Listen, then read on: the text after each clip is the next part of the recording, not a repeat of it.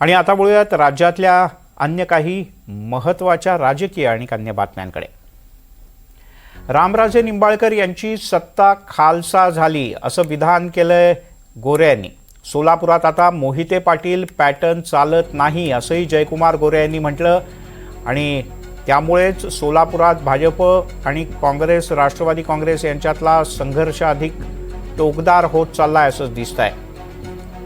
सोलापुरात आता मोहिते पाटील पॅटर्न चालत नाही असं जयकुमार गोरे यांनी म्हटलंय। जयकुमार गोरे हे सोलापूरचे पालकमंत्री आहेत।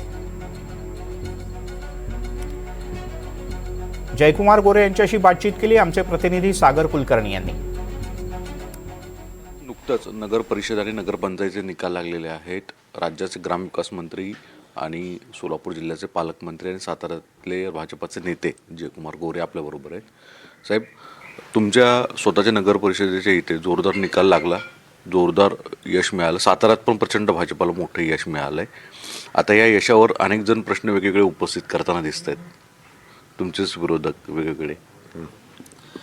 नाही, काय म्हणजे एक आहे की आपण सगळ्यांनी बघितलं असेल की महाराष्ट्रातली जनता भारतीय जनता पक्षासोबत आहे। जे आपण विधानसभेला बघितलं ते 2014 पासून आपण पाहतोय। 3 वेळा भारतीय जनता पक्षाचं महायुतीचं सरकार राज्यामध्ये सलग आलं। राजकीय स्थित्यंतरमध्ये आधी झाले असतील, परंतु आता बघितलं असेल नगरपालिकेच्या निवडणुकीच्या अनुषंगानं की महाराष्ट्रातल्या जनतेनं देवेंद्रजींच्या नेतृत्वावर शिक्कामोर्तब केलेलं आहे। आणि ग्रामीण गावखेड्यामध्ये सुद्धा आपण बघतो किंवा ग्रामीण शहरी भागामध्ये आपण बघतो, या नगर परिषद नगरपंचायतीच्या नगरपालिकेच्या निमित्तानं निवडणुका झाल्या। त्या निवडणुकामध्ये भारतीय जनता पक्ष हा 1 नंबरचा पक्ष झाला। त्यात बाकी सगळ्या पक्षांची बेरीज केली तर ते भारतीय जनता पक्षापर्यंत पोहोचते अशा पद्धतीची परिस्थिती आहे। त्यामुळं ज्यांचा पराभव झालेला आहे त्यांना दुसरं कारण शोधण्यापेक्षा काहीतरी भारतीय जनता पक्षावर आरोप करणं, कोणावर तरी आरोप करणं आणि एवढंच काम राहिलेलं आहे। याच्या पलीकडचा काही विषय नाही। त्यामुळे त्याला फार गांभीर्याने घेण्याची आवश्यकता राहिली नाही। आता तुमच्या स्वतःच्या तिथे स्थानिक विधानसभा मतदारसंघात मोठं यश मिळालं। मेन सगळ्यात जास्त चर्चा तिथली तर आहेच आहे, पण त्याचवेळी फलटणची पण आहे। कारण की फलटणची निवडणुकीचा प्रचार तुमच्याकडे धुरा होते, निंबाळकरांकडे धुरा होते आणि तिथे रामराजेंकडनं प्रचंड वेगळ्या स्वरूपामध्ये टीकासुद्धा झाली होती। नाही, आपण बघितलं की फलटणमध्ये गेल्या 35 वर्षापासून रामराजेंची सत्ता होती आणि एवढा 25 वर्ष सत्ता असल्यानंतर सुद्धा शहराचा विकास झाला नाही, शहरातल्या पायाभूत सुविधांचा विकास झाला नाही, शहरातल्या झोपडपट्टीचा विकास झाला नाही आणि प्रचंड मोठ्या अडचणी शहरामध्ये होत्या।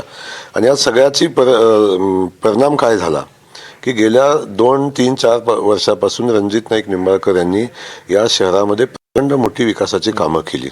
त्यामध्ये अगदी RTO ऑफिसपासून ॲडिशनल कलेक्टर ऑफिसपासून सेशन कोर्टापासून अशा सगळ्या व्यवस्था त्या शहरामध्ये उभ्या केल्या आणि शहराच्या विकासाचा एक मोठा प्लॅन त्यांनी केला। आणि त्यानंतर शहरातल्या जनतेची मानसिकता असते बदलत गेली।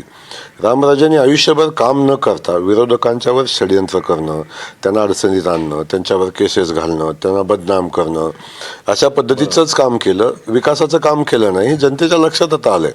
त्यामुळे जनतेनं निर्णय घेतला की लोकांसोबत भारतीय जनता पक्षासोबत जाण्याचा आणि खास करून रणजित नाईक निंबाळकरांच्या नेतृत्वावर विधानसभेला विश्वास दाखवला।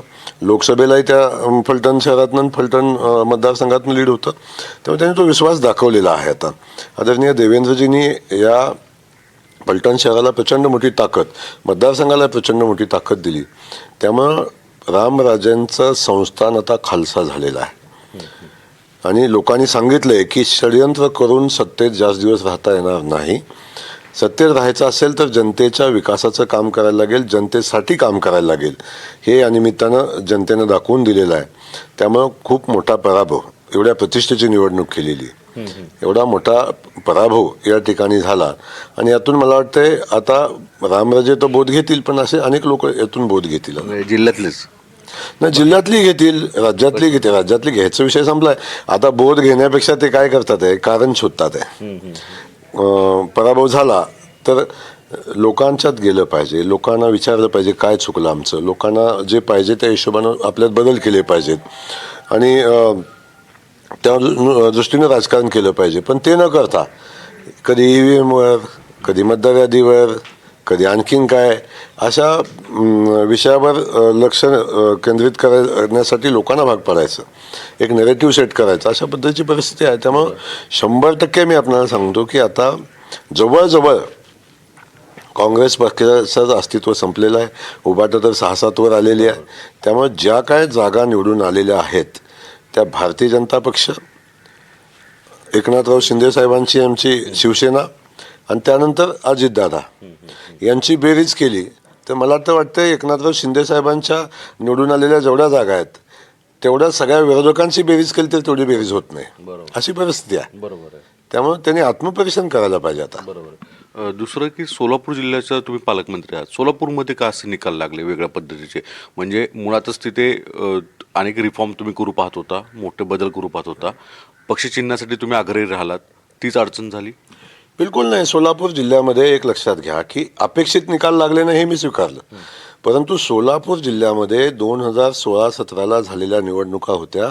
भारतीय जनता पक्षाच्या चिन्हावरची एक नगरपालिका होती आणि सोलापूर जिल्ह्यामध्ये आपण पाहिलं असेल की जो जिल्हा कायम शरद पवारांच्या सोबत राहिलेला आहे, 2 खासदार आणि विधानसभेचे निकाल आपण बघितलेले आहेत, परंतु आम्ही या नगरपालिकेच्या वेळी भारतीय जनता पक्षाचं चिन्ह सामान्य नागरिकापर्यंत पोहोचवण्याचा प्रयत्न केला.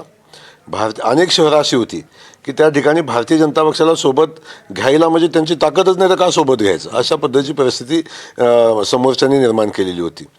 त्या ठिकाणी आम्ही भारतीय जनता पक्षाचं चिन्हावर निवडणूक लढलो. आजही भारतीय जनता पक्ष जिल्ह्यामध्ये 1 नंबर आहे. 4 नगरपालिका आमच्या चिन्हावर निवडून आल्या.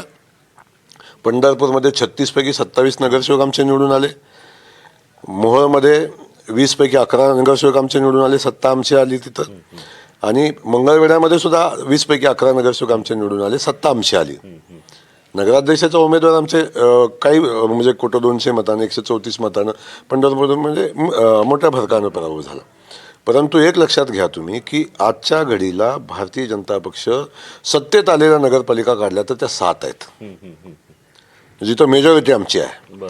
आणि त्याच्याही पुढे जाऊन 2016-17 आमचे 31 नगरसेवक अख्ख्या जिल्ह्यातून होते. आज आमचे 144 नगरसेवक निवडून आलेले आहेत. कोण म्हणलं भारतीय जनता पक्षाचा पराभव झाला? ठीक आहे, अपेक्षित यश मिळालं नाही.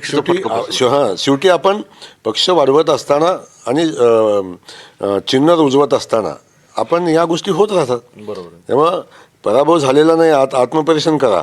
काँग्रेसचे 52 नगरसेवक मागच्या 17 साली होते, त्यांचे 2 झालेत. आणि जे आपण सांगतात विद्यमान खासदार धैर्यशील मोहिते पाटलांनी काय धुरंधर पिक्चरमधली स्टाईलमध्ये काय बोलले, त्यांना ते तर अकलूजपुरते मर्यादित राहिलेले आहेत. हे नेतृत्व देशाचं होतं, राज्याचं होतं ना, हे अकलूजपुरतं मर्यादित राहिलेलं आहे. 3-3 आणि 4-4 काय, अख्ख्या जिल्ह्यातनं ह्यांचे 28 नगरसेवक निवडून आलेले आहेत. 28. त्यात पण ह्यांचं योगदान किती आहे हा संशोधनाचा विषय आहे. याच्यापेक्षा आमच्या अजितदादांचे आणि आमच्या एकनाथ शिंदे साहेबांचे तर 50 निवडून आलेले आहेत. बरोबर. पण आज या सगळ्या म्हणजे इव्हन एकनाथ शिंदे साहेब असतील, अजितदादा असतील, राष्ट्रवादी असेल, काँग्रेस असेल, या सगळ्यांची बेरीज केली तरी सुद्धा भारतीय जनता पक्षाचे 10 नगरसेवक जास्तीचे निवडून आलेले आहेत. आणि भारतीय जनता पक्ष महापालिकेवर स्वतःच्या ताकदीवर झेंडा फडकवेल अशी परिस्थिती आहे. धन्यवाद. आपण पूर्ण संवाद साधल्याबद्दल. व्हिडिओ जर्नलिस्ट अरुण पेडणेकर सह सागर कुलकर्णी, NDTV मराठी, मुंबई.